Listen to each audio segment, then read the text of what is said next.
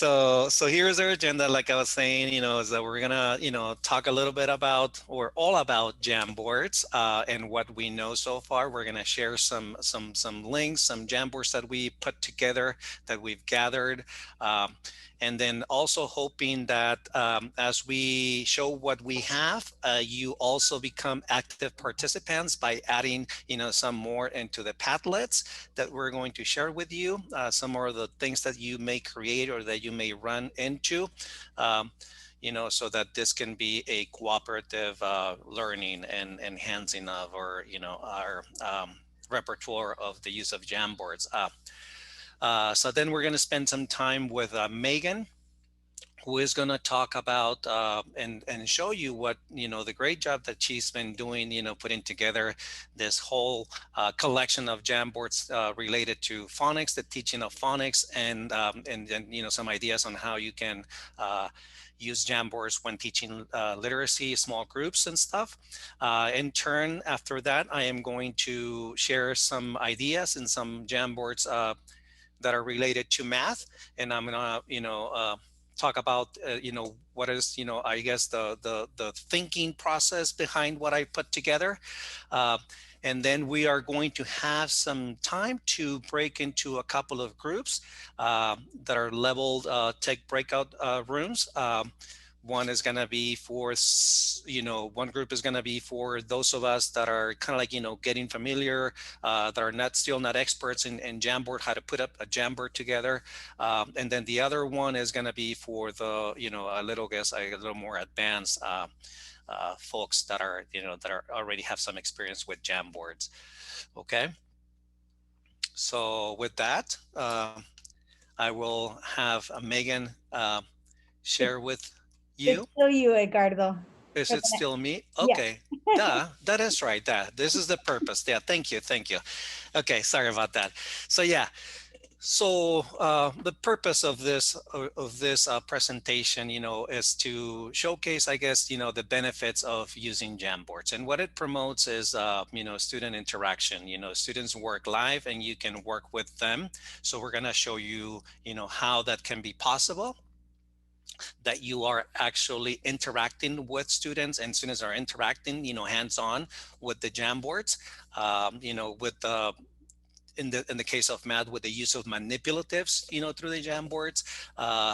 And then in this manner, you can provide and monitor and provide immediate feedback as students are working, after you do your demo lessons, or you teach the skill, the strategy, and you can see it right there, with a small group of students.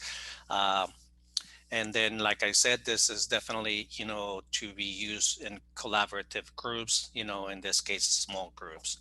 Okay. So those are some of the benefits of Jamboard, of using Jamboard, which is, is pretty cool. Okay. So now it's Megan. Thank Okay, you. so I'm gonna actually share with you guys the link to the slides and in the chat. Now, here's what let me tell you what we're planning on doing.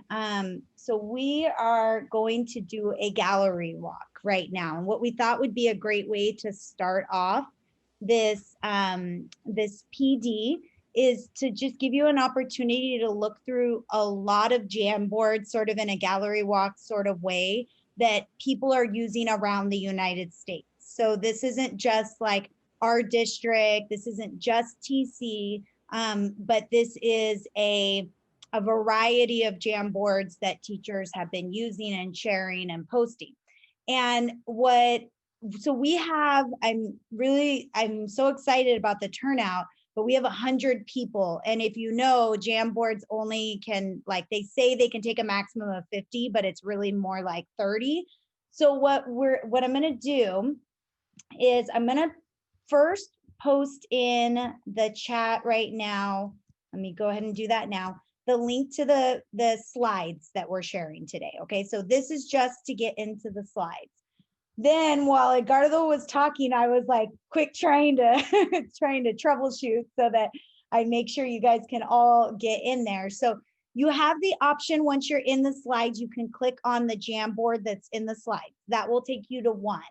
And I'm going to, what I did was I created 2 copies so that we can try to divide it so that everybody can get in. So I just posted the link to one of them. If it's saying that you need access, it's maybe because you're not logged into your South Bay Union. I'll change that right now because it should be anybody in South Bay Union has access, but let me go ahead and update that. Okay, so let's see, I got the one Jamboard in there and I'm gonna get the other one. And then in just a second, once I get these in, I will tell you what we're gonna do. Okay, so there's 2 Jamboards there that you can choose from. And I'm gonna put the last one in right now. And you can choose from these 3. Okay, so now, what we're gonna do in these Jamboards is there's really not a ton of structure. We're just gonna give you about 5 minutes to sort of go through the pages. And if you could add comments with a sticky note, with a Post-it note. So if you're familiar enough with Jamboard to know how to add a Post-it note, you just click on the little Post-it note on the side and you start typing. You can make them bigger or smaller by dragging them on the edges. So just any like thoughts that you have, like I really think this could be beneficial for the kids because, or I like this, or I don't like this, or whatever. It's up to you. Okay. So we're gonna give you 5 minutes to do that now. So go ahead and you can begin just browsing through them.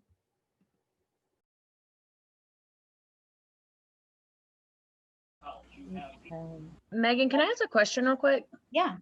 This is Shanika. I have a couple teachers texting saying that they're trying to get into the meeting, but it's capped at 100, so they can't get in, period. Should I tell them to attend a different one or? Yeah. Okay. I'm sorry. Make sure. Thank Right you. now, No worries. it's showing that there's 99 people. 99 people, yeah. Okay, so let me try again. Okay, thank you. Just want to make sure.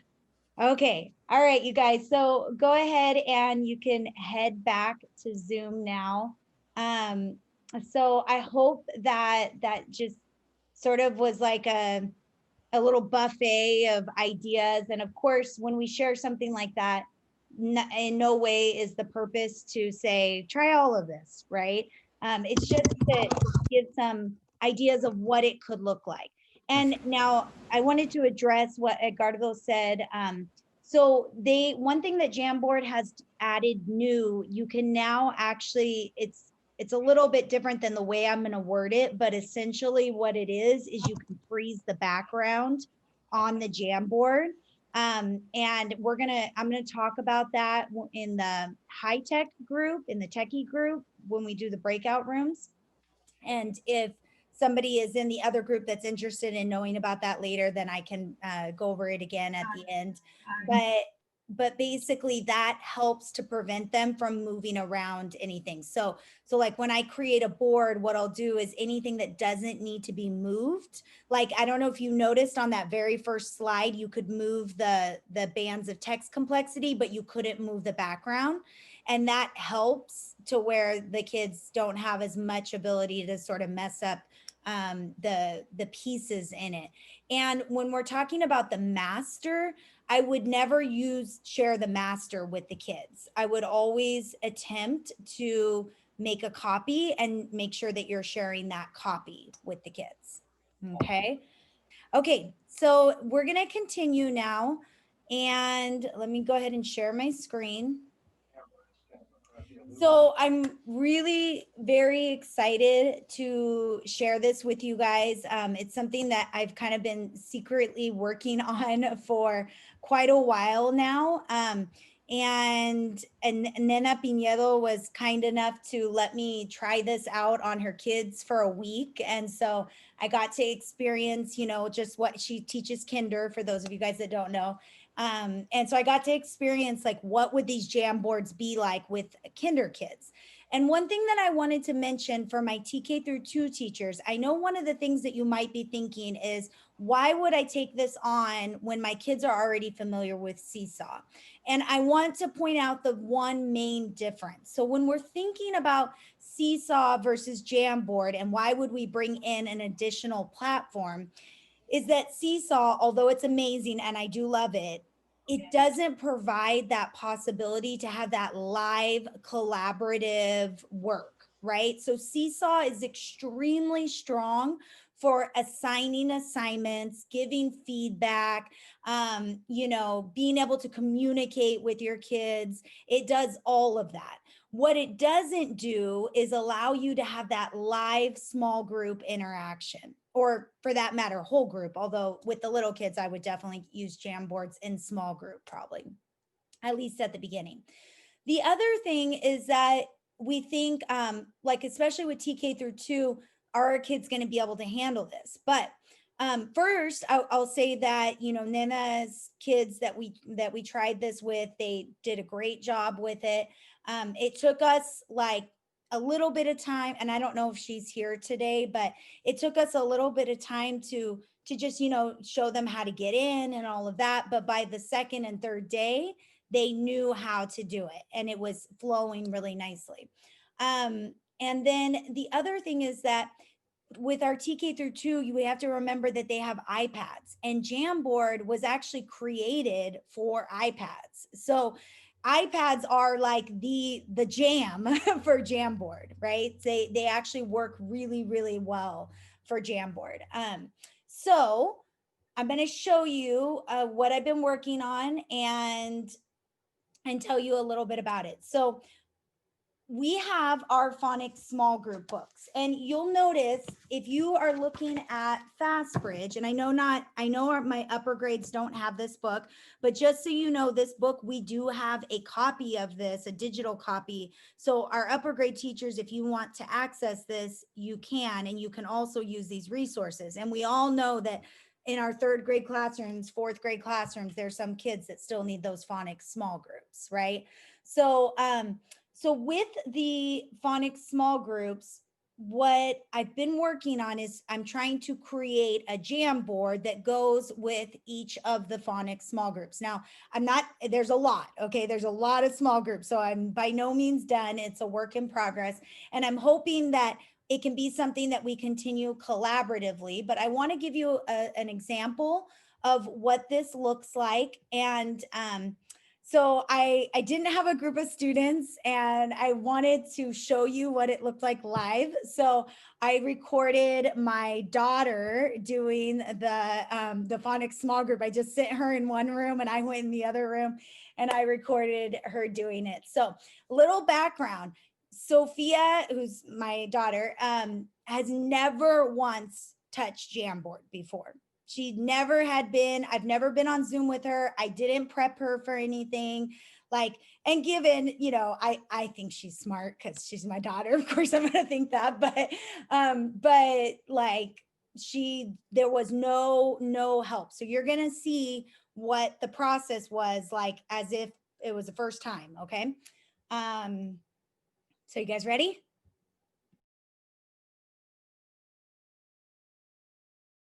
Hi, Sophia.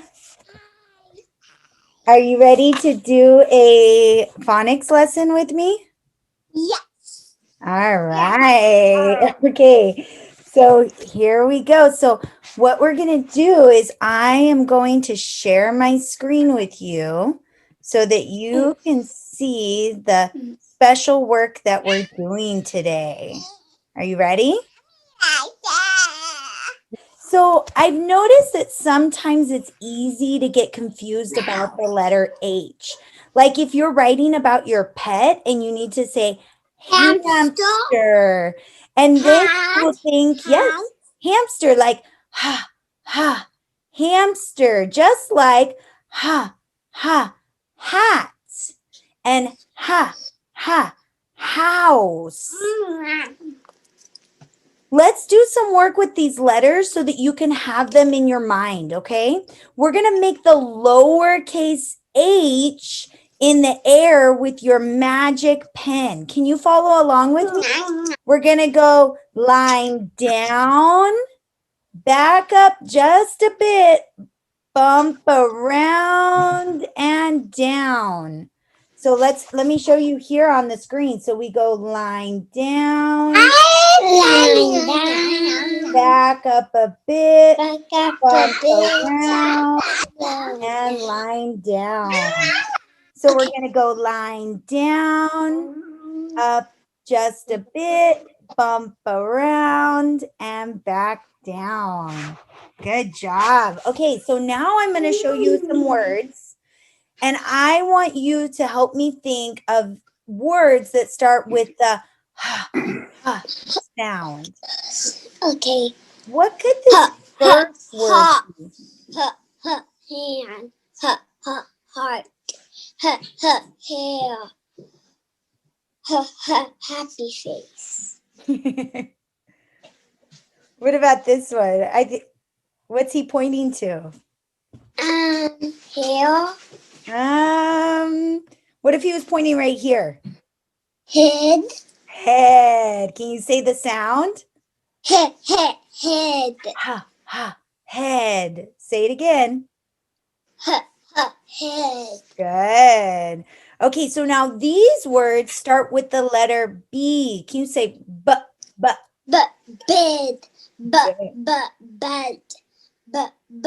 Board. Button. Baby. Ball. ball? But what's that arrow pointing to? A ball. Is it pointing to a ball? It's pointing to back. His back. Can you say it? Back. Back. Good job. Okay, so now we're going to do something very special. I am going to share with you a link in the chat. So I'm going to put it in the chat and it's going to pop up on your screen. And when it does that, I want you to click on it. Okay, so here it comes. Ready? You see it? Click on it. Click on it. Okay, do you see it? So now, Sophia, do you see the arrows up at the top? Mm-hmm. Click the arrows until you get to the page that says Sophia. Okay. And keep going. Good job. I see you. Keep going. One more. There you go. Yay. So you have a set of pictures in front of you. Some of those pictures go in the B jar and some of them go in the H jar. So some of them go with the b sound and some of them go with the sound. Okay. Just like the horsey. Yeah, exactly. Horse. Horse. Good. So what we're going to do is you're going to pick up one picture at a time. You're going to say what's in the name of the picture. Then you'll say what sound it starts with. And then you'll drag it into the jar that it belongs to. Okay. So let's try the first one together. What is that in the picture? It is a horse. A horse. Good. It goes in the H one. Good. Okay, can you drag it in there? Airplane. Helicopter. It goes in the H one. Okay, so say the sound. Helicopter. Helicopter. Say it again. Say it again. Helicopter. Helicopter. Okay, do the next one. Bear. Bear. Good. Bike. Good. Hammer. Why is it not showing? It's showing the first one. Because you stacked them on top of each other. Is that better? Yeah. Okay, keep going. Heart. Good. Another bike. Oh, there's two bikes. Just put that one on top of the other one, but say the sound. Bike. What is that? That is a fire hydrant. fire hydrant. Hydrant. Hydrant. Ha ha. Hydrant. Hydrant. Hydrant. Okay. Good. Ha ha. Hot dog. Good. L. Bug. What is that? Is that a bug? It's a ladybug. No. What is that? It's a butterfly. Yeah, good job. Okay, But go ahead it's and a do that one. ladybug too. Wait, It has what? spots like a ladybug. You're right. Okay, do your sound. What's the sound that goes with it? But butterfly. Good. Okay, which jar does it go in? It goes in a bee jar. Good. Okay, put it in there. Do the next one. Board. Banana. All right. Yeah, Sophia doesn't have a jar to go in. Okay, so now you have all the pictures in their correct jar, and most of all, I can tell that you have all those letters in your mind. So, for instance, if you wanted to write boot, but boot, what letter would you put on the page? In the bee jar. Yeah, so if you wanted to write it on a page, what letter would you write? A bee. A B. Good job. You did great work today. I love you. I love you too. Bye. Bye. Okay. I had to leave that little ending in there because those will be memories years from now. What a crazy time in my life to be able to like use my child as, an example in one of my videos. My kids are growing up. But okay, so you could see how she was able to manipulate the picture cards like as if we were in the classroom, right? And of course, it's a little bit different, but that's our world of distance learning is different. The beauty of it is that I can see what she's doing. In this case, she wasn't making a ton of mistakes, so you didn't get to see me as much correcting her except for maybe the ladybug versus butterfly. But what you got to see was her moving them and her interacting with the letters and the sounds. So now that is, let me go ahead and go to the next slide and then go full screen again.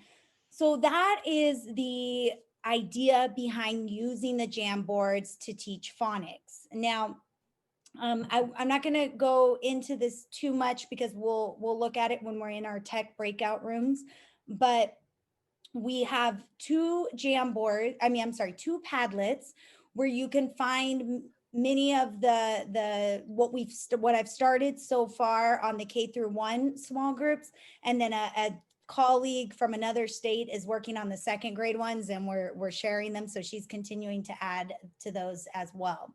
And we'll talk about how to access these once you click on them. Whoops, I guess I clicked on them. Okay, I clicked on it, so we'll look at it now.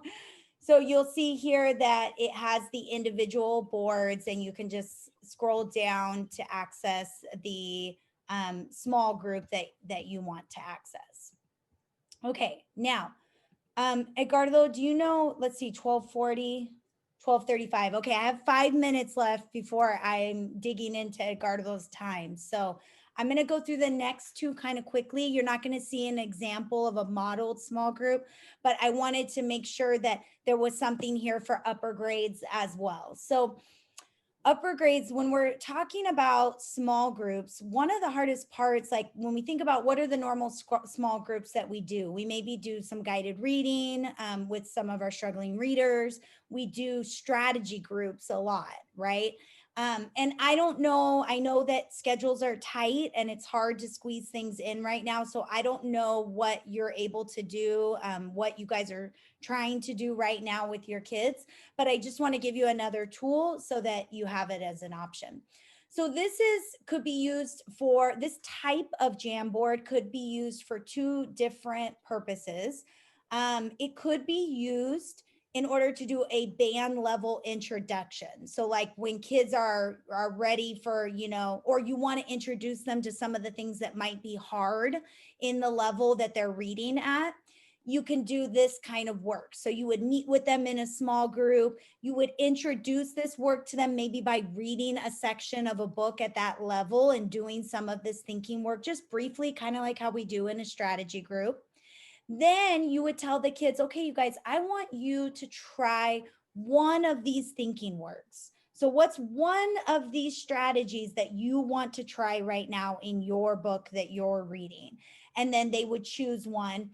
And then each student would have their own page. For the younger kids, like third grade, fourth grade, I would probably type their names in there ahead of time. For the older kids, they can go in and find their own slide and type their names in. And then as they're doing this work, you would be sort of, as we're thinking about what a strategy group looks like, where you're kind of coaching in, you're coaching in by seeing what the work is that they're adding to their page. And I can bring down, expand my frame bar in order to see multiple kids at once, to see the work that they're doing. And in the techie group, I'm going to show you a little hack to be able to see more than this amount as well. So that is one option that you could do. And then the other option, and I really love this. So we know that right now talk is hard, right? Teaching the kids, like especially with book clubs, and fourth, fifth, and sixth grade, even third grade, you guys have book clubs, and it's really hard to do it. So the first thing I would say is that if you are a grade level that is teaching book clubs, I really highly recommend that you try to switch to Zoom if you're using Meet, because since there are no breakout rooms, at least as far as I know, none of us have access to them. The only way that a book club can work is if you're using breakout rooms. Now, I love this play your post-it, and I've shared it once before at a training, so it might be familiar to you. But the idea behind play your post-it is that the group of 4 would have their slide, and each member would type where it says member 1, 2, 3, 4. They would type their question or their idea or the thinking, whatever it is that they're wanting to discuss. And then so each of the 4 kids would type that, and this would need to be done before they go into a breakout room. And then you would send them to the breakout room, and the kids would decide which of the 4 members they want to talk about first, which idea they want to talk about first. And then that would be dragged into the square. And the idea behind the game is that you want to get through as few post-its as possible. The idea being, we want the kids to continue the conversation about one of the topics for longer, not just like, let's get through them all so quickly, you know? Because what ends up happening, if you've listened in on a book club, is that the one kid will say something about what he was going to say, and then everybody else will just kind of be like, yeah. And then the next kid will say something about what he was going to say about his thinking, you know, that had nothing to do with the first one. So even in the classroom, it's challenging. It's work of us coaching into them to get them to build on each other's conversations. So of course, the challenge is going to be greater within a distance learning environment.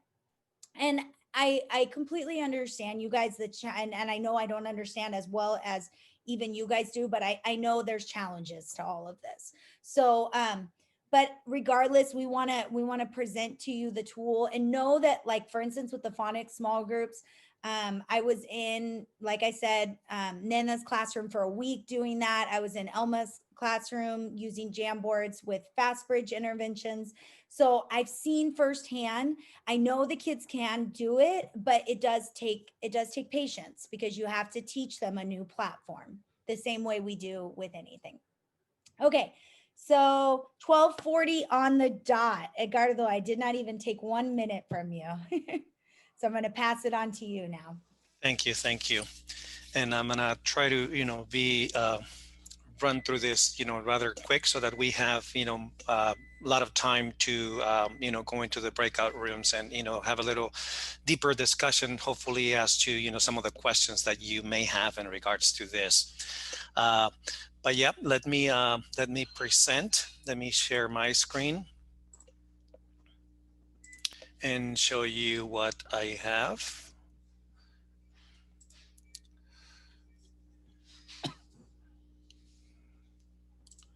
There we go.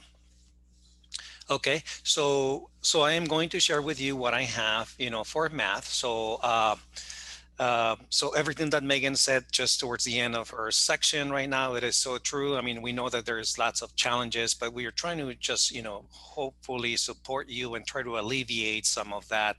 Yes, you would need to, introduce and show the kids, like in case you haven't, how to navigate through Jamboard.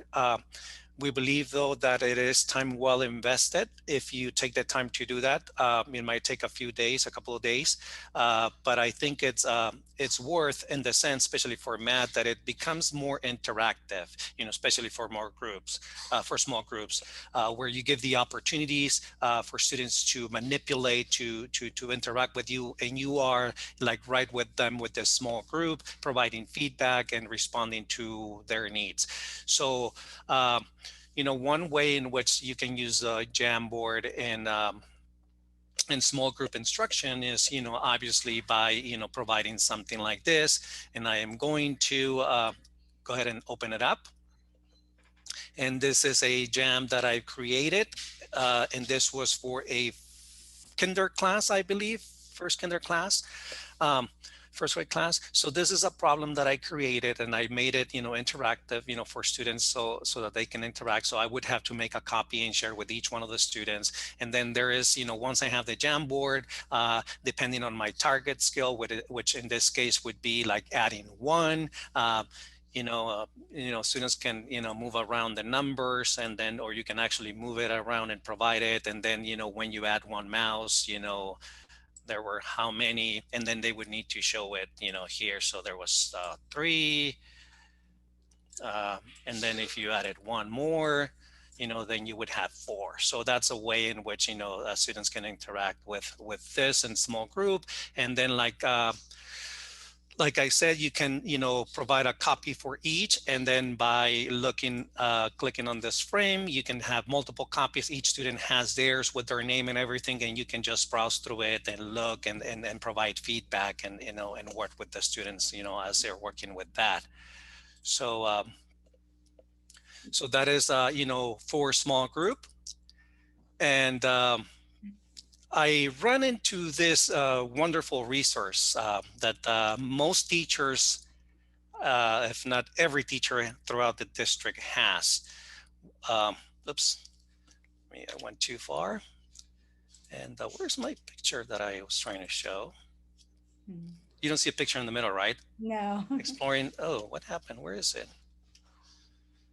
Exploring operations through children's literature. So anyway, is this book called Basic Math Facts for Addition and Subtraction, and then the other book, it's called Basic Math Facts for Multiplication and Division. So this wonderful book provides the opportunity for teachers to, look at the great examples, lessons exploring literature. So providing thus, that conceptual understanding through literature, where you, do a read aloud with the students so that they make connection to, what you're trying to teach. And then it goes into the representational by providing, students with problems that are related to the reading itself, to the literature. And then at the end, it provides the opportunity for students to, work on fluency. So there's a pretty much, set of steps that the books provides to you so that you can, reach out your students. So I will see if I can show you, the which books I'm talking about in a minute. But So this is, based on that book, I developed this Jamboard. It's, mastering, basic facts. So this one, was for showing students, helping students, develop the schemes of adding, any given number plus one and then plus two as well. So let me go ahead and show you what that looks like. So this pretty much is an adaptation of what, the exercises, I guess, or the skills that are, provided in that book. And here's a second one. So dominoes. So they would, students interact, and they would, for example, in this one, you would ask them to, write an equation for every domino. You would ask them, for example, to find all the dominoes that have the one dot. So this right here, for example, has one dot. So students will write, uh, the equation, 1 plus 0 equals 1, and then they will find another one with 1. So all of the ones. So this one here. So that way, they're, working with that, and you can always, provide the immediate feedback for students. Like I said, this one is just like, a step up, adding for twos, and there's multiple examples within that book. So that is that. So let me actually go ahead and see. Can you guys see this? You guys can see the books that I was talking about, right? Yes. Okay, so there's the books, the Mastering Basic Math Facts, and there's a series of lessons. This is just a phenomenal group resource, like I said. And they do, like, every teacher got a copy of these. Like if you were K through second, I believe you got the red one. If you were actually the purple one, and if you were third through fifth grade teacher, sixth grade teacher, I believe you got this other red book. So you also got a copy of each one of the actual literature. But since we are in this virtual world, you can always access those read alouds through, most of them are online, through YouTube. And I'm going to show you, a specific example of what I mean. Okay, so this is, there's that. In order to access the resources and to, that you will run into, samples of resources that you can use. So in order to actually access the resources so that you can create your own jam, you would need to access the Heinemann page and then access those resources, okay? So so here is an example of what I put together. So in this case, the book, it's a mouse count. So you would obviously, when you meet with your small group and your intention is to, support students with, helping them with adding one and two to a given number. So this piece of literature, supports students with developing that conceptual understanding. And then you would move, the book provides you with, the tasks, I guess, and all you have to do is just adapt it to the Jamboard. So I'm gonna go ahead and open this up. So as you can see, this book, or this lesson that I created, well, I mean, it has the number talks. So this is, something, there you go. So this is a problem that ties into, into that story. Okay. So you would demo the, the problem, whatever, and then you would send out students to actually go ahead and practice. So once again, so this Jamboard, so this is, and there's another way in this. Like I said, this was an adaptation of the lesson suggested by the book. So this, with students can interact, like I showed you earlier, and then each student would have its own jam, so that you can see what they're doing.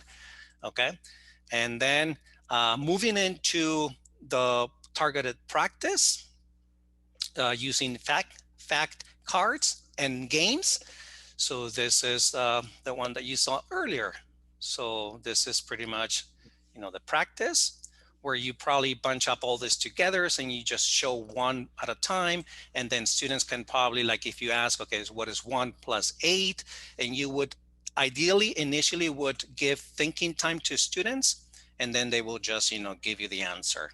So this is kind of like, a step prior to that, full automaticity and fluency, where you just present one by one, wait a second, and then allow students to respond.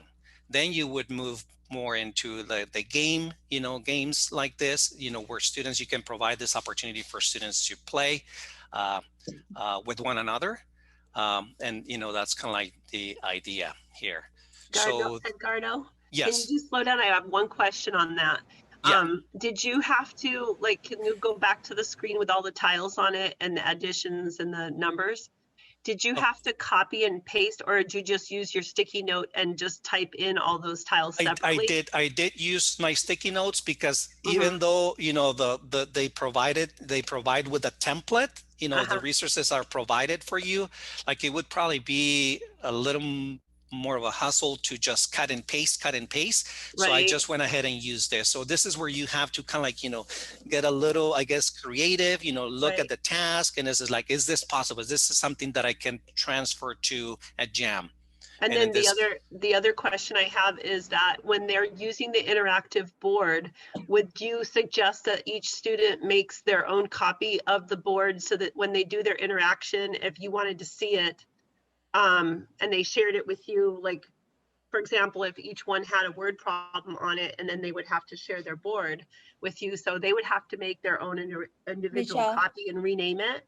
So that's something that, right after Edgardo's done, I'm Uh-huh. gonna go through the questions in the chat, and Okay. somebody had that question. So Okay. could No we worries. hold off on that just for 1 second, and then Edgardo, Got because yeah, it. but that's there a is, very good question. yeah, Michelle, there is a way around that. That is that, once you create one, and then you can just like, have your jam, and then you can have multiple copies in here, so that students can interact. So they don't have to, you don't have to really like provide other than just the actual link, so that every student joins in.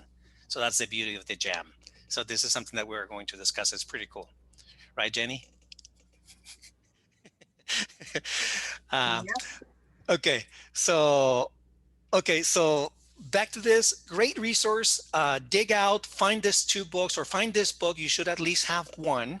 Um, Great resource. I really strongly recommend, especially because that it follows that, CRA model, sequence that we want, to attain, for our students. So it gives you a book to go along with each one of the operations, each one of the chapters, and then it goes into, the actual manipulating of, doing a word problem or a couple, actually a few that are provided to you.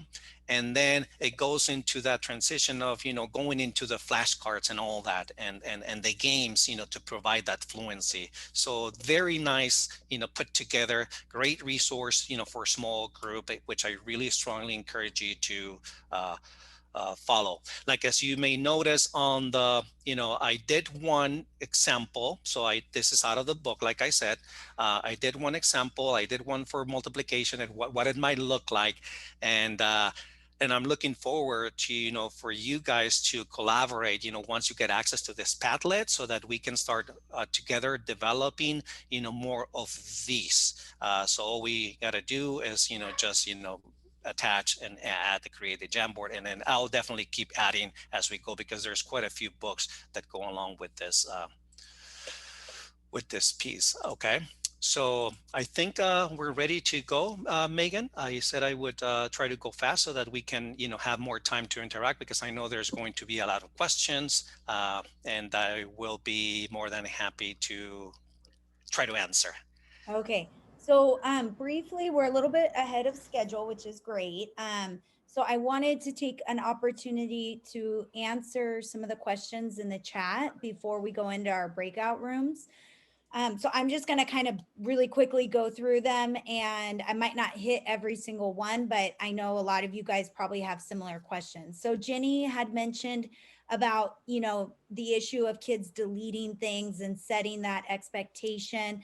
And I would definitely agree with that. The other thing I would say, and there were some questions in here as well about like, can you do this with a bigger group? Like, obviously I did it with one student. When I was in Nena's class, we had up to 5 students in our group.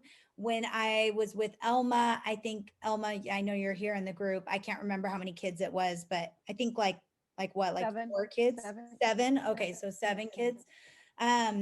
So you definitely can do bigger groups. I would not recommend starting with your whole class until they are completely like familiar with how to log in, how to get to their slide, how to, the whole class would not be the place to teach that because you'll end up getting frustrated.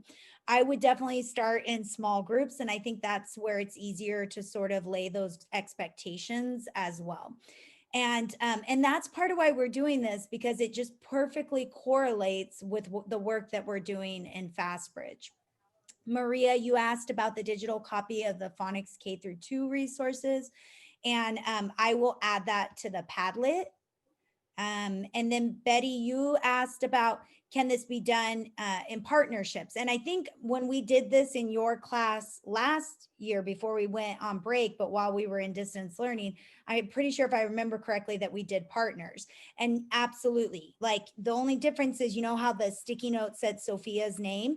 It would say like Sophia and Mila. And then those 2 students would work on that same page. So that's a great way for partners to be able to collaborate on a page together, or even groups. Like you could have like all your book club. If you got to the point where the kids knew how to do it and the management of it was good, you could theoretically have all students in the same jam and have your book club groups each on a separate slide, but all 4 of your kids on the same slide, if that makes sense. But again, that's something you work up to.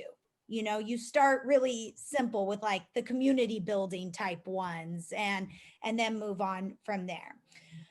Nicole mentioned about the picture sort being really perfect for independent practice with the work that we're doing with FastBridge. And I completely agree. If you have that, I think it's like 1.2 or one of those plans, this goes really well with that. I'm just continuing to scroll through. Pam mentioned pre-making a page for each child because Maria had asked, how about when there's more kids? And I kind of already touched on that just right now. Like I would start small and then go from there. But Pam hit it on the head, like especially with those lower, with, our younger kids, I would definitely pre-make each page a separate page for the students that are in the group and put their name on it. Nicole Rios asked, would I put kids in breakout rooms so I could coach them individually? No, we didn't do that. They were all in the same group. And we would just kind of, and this was in Elma's and in Nana's room, we would just like talk to them each, like, because you kind of are seeing which kids aren't on task. So those end up being the ones that you're like, okay, let's keep going, and you're coaching into them. But I wouldn't put them into separate breakout rooms. And then as far as making a copy for each student, I wouldn't do that because that kind of takes away the purpose of like you being able to coach in. You want them all to be on the same page or on the same jam. That way you're able to see all of them at once, because otherwise you'd have to open up 5 different jams, right? Which isn't practical. So in general, I would say there are cases where you would assign like a copy for each student, but that's more like, let's say if you're assigning to them, if they're using it to present like a research project or something where in that case, you'd be using it more like how you would use Seesaw. So I wouldn't probably use it that way because then you're just doubling it up. For upper grades that aren't using Seesaw, it maybe could be useful in that format. Okay, just really quickly continuing. As far as the Google Meet breakout rooms, I don't think we're going to have that. My understanding, that's only corporations, not schools. And we will share the links to the Padlets. We will go over in the breakout rooms how to create the individual pages for the students. So on that note, I think I got through everyone. If I didn't, once you're in your breakout room, you are welcome to ask either me or Edgardo. So let me tell you a little bit about the breakout rooms. So you guys know that at the end of each at the end of each training, I always ask you to fill out a feedback form, and I really appreciate it. I don't know what's going on with my monitor. It's having some issues, but I really appreciate it when you guys fill it out. And I want you to know that we try to be very responsive. And the reason I'm bringing that up is because, Edgardo, can you share your screen on that slide with the breakout rooms? Because I don't know, my computer's freaking out right now. So if you could share your screen on that slide.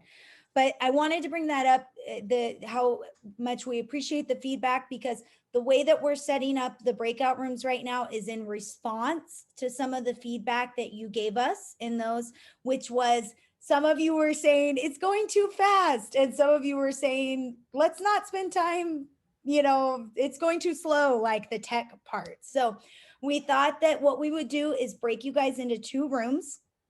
We're going to have our people that are teachers that are still learning tech, and then our teachers that would say, yeah, I'm pretty techie, I think I can handle moving a little bit faster. So in the learning tech group, you're going to stay here. You're not going to go into a breakout room, and you're going to be with Edgardo. He's going to talk about how to make a copy of a Jamboard, how to share a Jamboard with students, how to duplicate and delete pages, which is what we mentioned, so that each student has their own page, how to expand or collapse the frame bar, and then general tools of Jamboard. For the techie group, we're going to go over all those things, but really like kind of fast, and just to get through those.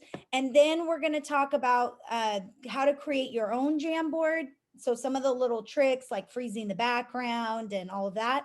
And then a little hack that I wanted to share with you that will show you how you can view more than just like the 4 students across the top at once. Okay. So if you are in the techie group, hopefully you guys got my email about making sure that your Zoom was updated. I'm going to go ahead and open the rooms. So if you are going to go with me into the techie room, then go ahead and select that breakout room now. If you're going to stay with Edgardo, you don't need to do anything. And if you say, I want to be in the techie room, but I didn't do the update, and for whatever reason, now I'm not able to join the room by myself, then I would say maybe speak up now so that we can manually move you. Okay, you guys. So we have about 20, we're going back at 1:25. So we have about 20 minutes. So I can't see you guys. So let me open up my video panel. There we go. I have to be able to see you, even though a lot of you don't have your cameras on. I just stare at the people that do. Okay, so everybody can see this Jamboard, correct? Yes. Yes. Okay, so I'm going to start by just the basics. So like, let's start with the phonics. So in order to use these, it's really simple. I'm just going to click on the Jamboard. That one's not my favorite, so I'm going to choose one that I like. That was my very first one, so I was kind of like, eh. Okay, so I'm going to click on the Jamboard. I'm going to open it. Now, on mine, it lets me edit it because I'm the owner of it and I'm opening it. But when you guys open it, it's going to say view only. So, and then what you'll do is you'll come in here, you'll make a copy, press OK. So I'm just going to go through this stuff fast. I know you probably know a lot of this, but. Okay, now once I have the copy, this is my frame bar right here. So I can click here to expand the frame bar. And you'll see that, that this is the one that is the student copy. And the reason you know that is because it says partner names on it. So whenever it says like student name or partner names, that's how you know that that's the one that you would be making multiple copies of. Now, you might have noticed that I didn't have Sophia get in until I got to this point. I didn't share the link with her until I got to that point. And that was because in this part where I'm modeling it, I want to just share my screen. I don't want them in there because especially K through 2 teachers, your kids have iPads. So when they go into the Jamboard, they can hear you, but you're not going to be able to see them, and they can't see you in the Meet or the Zoom or anything, because you have to think of it like, you know how like if you're FaceTiming on your phone and you go to open up something else, it pauses the video on the FaceTime and the person can't see you anymore. So you can't multitask while you're talking to your husband on the phone or something like that. That's the same reason, because when you go into a different application, it will pause the video. They'll still hear you. So they're working in Jamboard, but you won't be able to see them anymore. So you don't want to share the link with them until you're done doing your teach part. Megan, can I interrupt for a second? Because Yeah. if someone has their TV on, if it's yours, that's fine. But if it's someone else's, can you mute, please? It's not me. Okay, I can hear a TV. Okay, so now let's talk about how would I duplicate this. So I'm gonna go into here and I'm gonna click duplicate, and I'm gonna duplicate it as many times as I have students in that group. Then I'll come back down and I'll just come into here, and if I triple click, it highlights the whole thing, and then I just start typing. No need to delete and backspace, just triple click and that will highlight the whole thing. So again, I triple click and I do that for each. So this is what I'm doing to prep it, okay? So now that it's prepped, let's pretend I had done all the other ones. Now I'm gonna get my link to share it. Now this part's important, and maybe you already know this, so we'll just go briefly over it. Right now, it's set to view. The kids can't work on it if it's set to view. So you're going to want to change this to anyone with the link. The reason for changing it to anyone with the link is my iPad teachers. As you guys know, not all of your kids are logged into their South Bay Union School District account. So if you do it the other way, you're going to have kids saying, I can't get in. It says I can't get in. Simplify your life. Just make it anyone with the link. Then you're going to want to change this from viewer to editor. Okay. And so now I can copy the link. And then this is the link I would post in the chat for the kids. And then they would come in and I would tell them. And prior to them coming in, of course, I'm going to go through and I'm going to teach them like, okay, you guys, to get to your slide, see these arrows, you're going to click on the arrows. This is when I'm sharing my screen with them. I'm teaching them this. And I'm going to click on these arrows till I find the one with my name. And then I would teach them the basics. This is, I'll briefly go over these, but this is the pen. You can change the thickness. You can change the colors, the eraser, this is one thing that iPad teachers, you need to know. When they go into Jamboard, it's going to be like they'll be touching it and it won't let them do anything.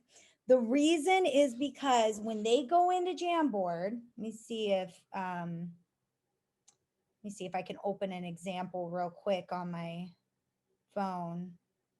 Oh, maybe I don't have Jamboard on my phone. But when they go into Jamboard, there's going to be a little pencil in the bottom right-hand corner. Chromebooks won't need to do this, okay? Just iPads. So there's a little pencil in the bottom right corner. They just have to click on that, and that makes it so it's in edit mode for them. Okay, so again, that's only iPads, so only K through 2. So these are our sticky notes. They can choose the color, type in them. They could insert an image. They could insert a shape. They could insert a text box, and this is a laser. Okay, I went through those really quick, but it's because we're in the techie group.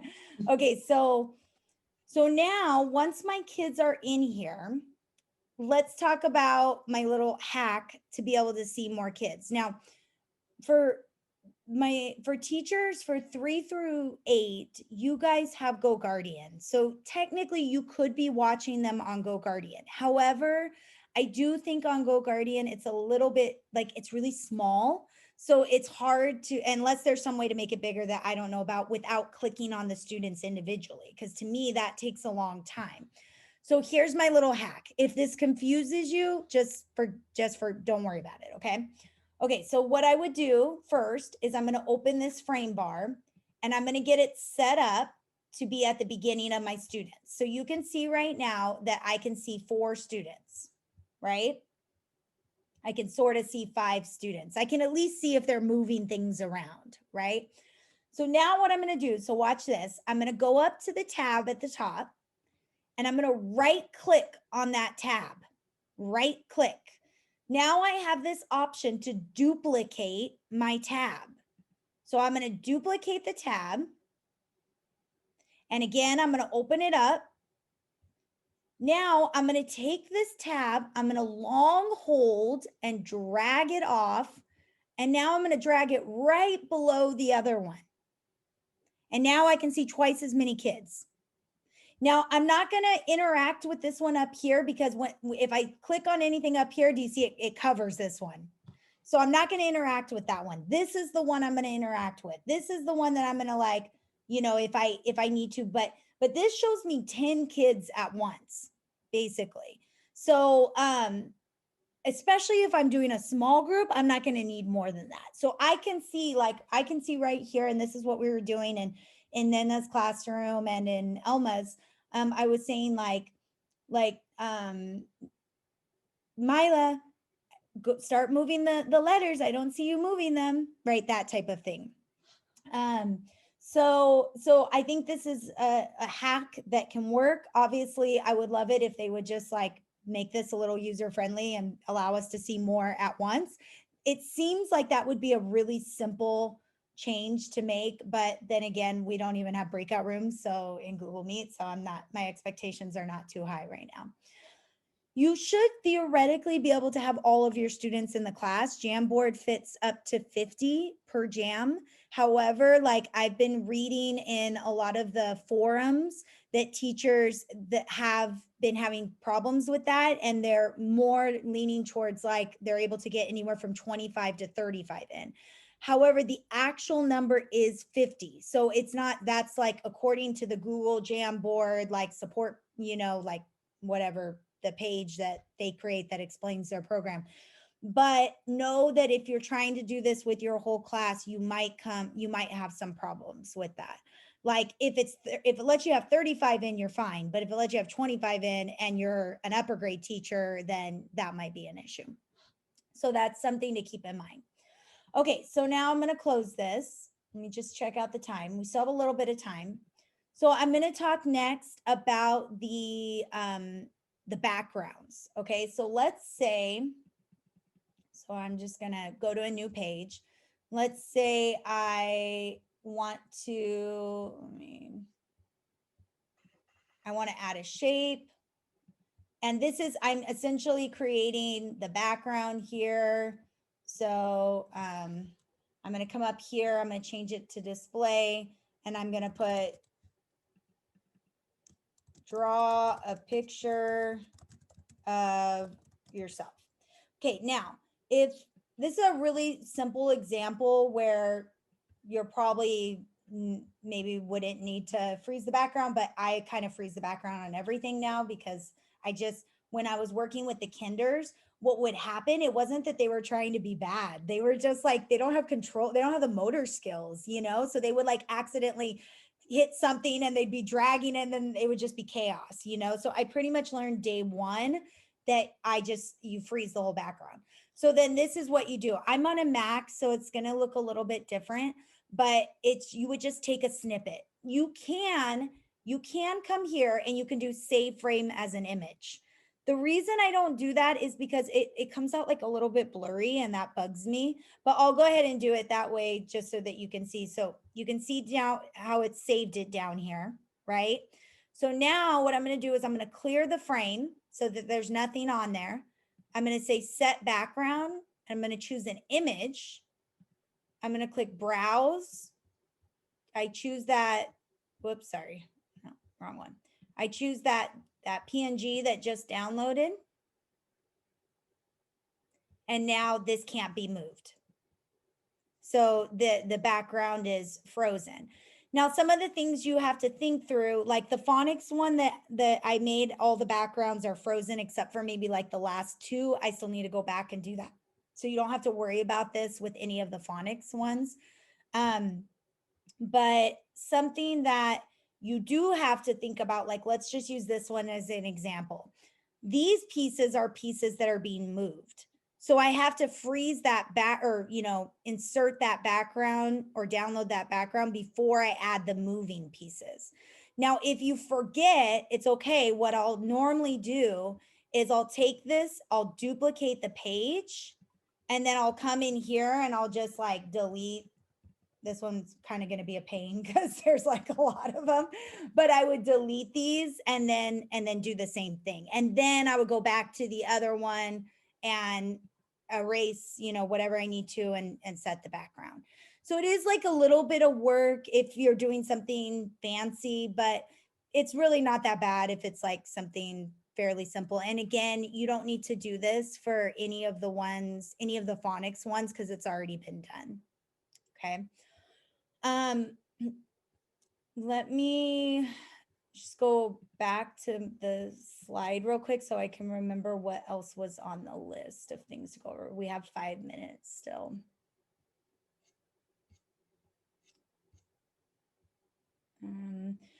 Another thing, like, do you guys know, or do you want to know, and you can take your mics off if you want for this, but do you know, like how to insert like a PNG without the background in it? If you would like to know more about that, you could put a thumbs up on your profile picture and I can show that. So let me go back into, let's see if I can get back to it. Megan, when you do the background, it wouldn't work if you used a snipping tool and take a picture of it and then upload it, or would that be just a smaller image that you would have to? No, use? that's how I do it. I use the snippet tool. I don't use this. I don't use the save a frame as an image because it comes out pixelated to me, and that bugs me. But the Macs, when you take a snippet, it's really clear, but on our PCs, they're actually kind of pixelated too. So like, I think it's a little bit better, but not much. So if I was using my work computer, and don't tell Jen Oliveira that I'm not using my work computer, but if I was using my work computer, then, whoops, we just lost the signal on there.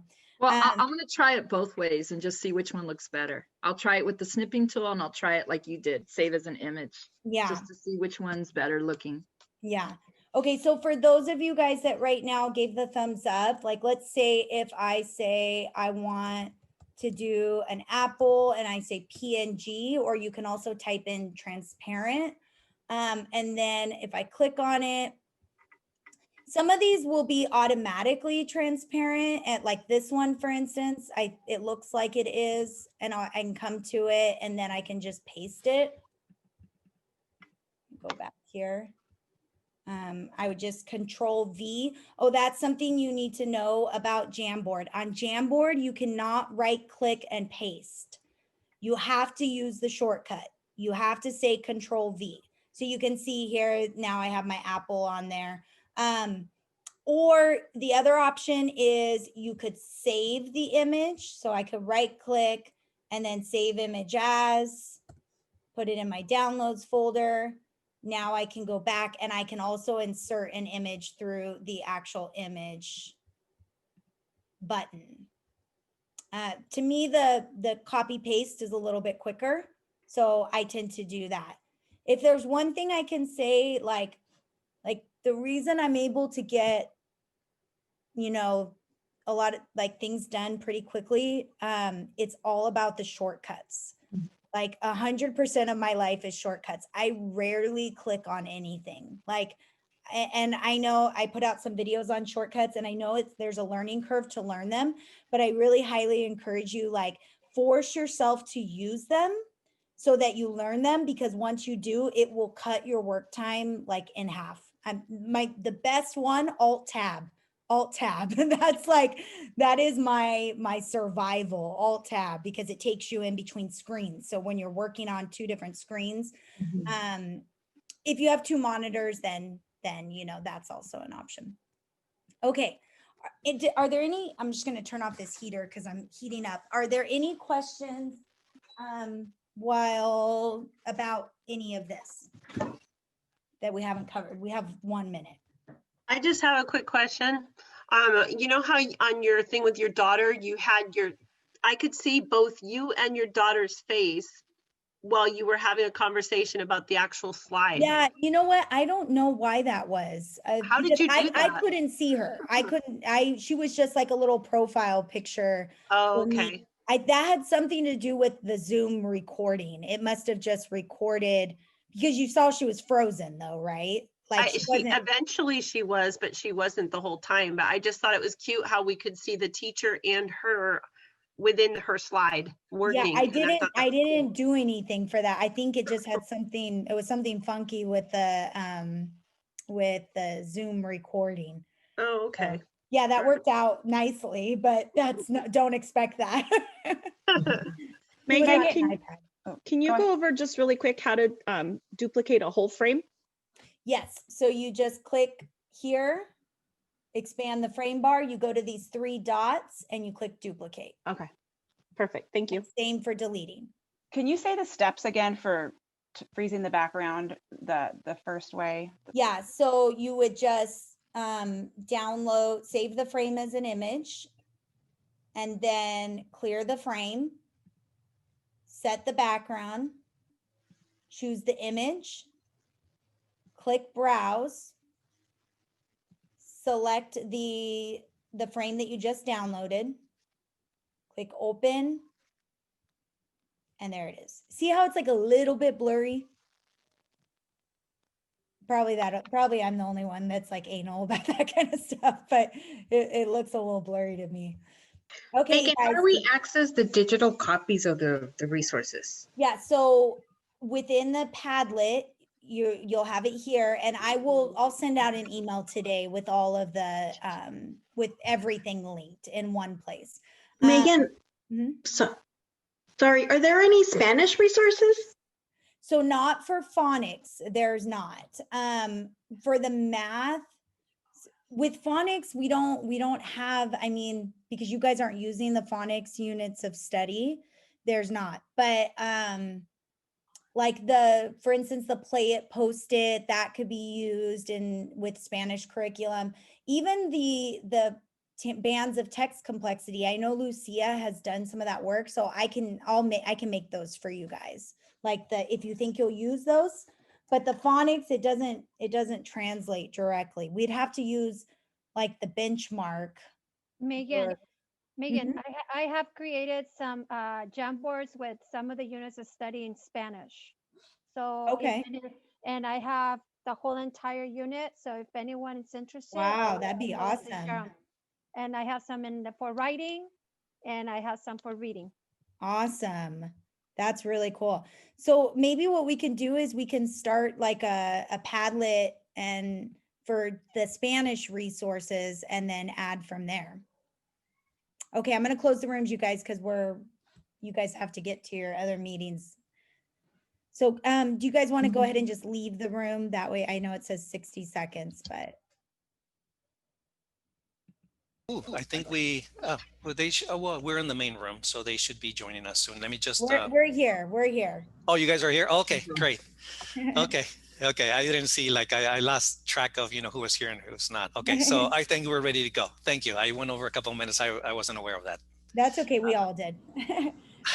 So Edgardo, do you want to share with them about the feedback form, and I'll put the link in the chat? Of course. Yes. So, well, thank you very much for being here with us. Like Megan mentioned earlier today, like we do take our, your feedback seriously. We try to be responsive, as much as possible. Today, it was a response to like, some people wanting to kind of like, us to go a little slower, answer questions. As some people who may think like, oh, okay, I can go a little faster. So that's the reason why we created this, two groups today. So it was in response to the feedbacks. So we do take that very seriously. And then we really hope that that you take the time to fill out this survey that we put together, so that we can we can better prepare and be responsive to your needs. And Megan already put that on the chat, I believe. Mhm. And please, spend some time filling out, that form. And I hope that you took something today. Continue to crash our office hours. You're welcome to come. And then we're always, looking for ways to support. So thank you. Yes. And then after you click on the link for the survey, you're free to, I know you guys have meetings right now. So thank you so much for coming today. It was a great turnout. That was very, Yeah, that was awesome. very Yeah. awesome. Yeah. Yeah, very cool. Thank you.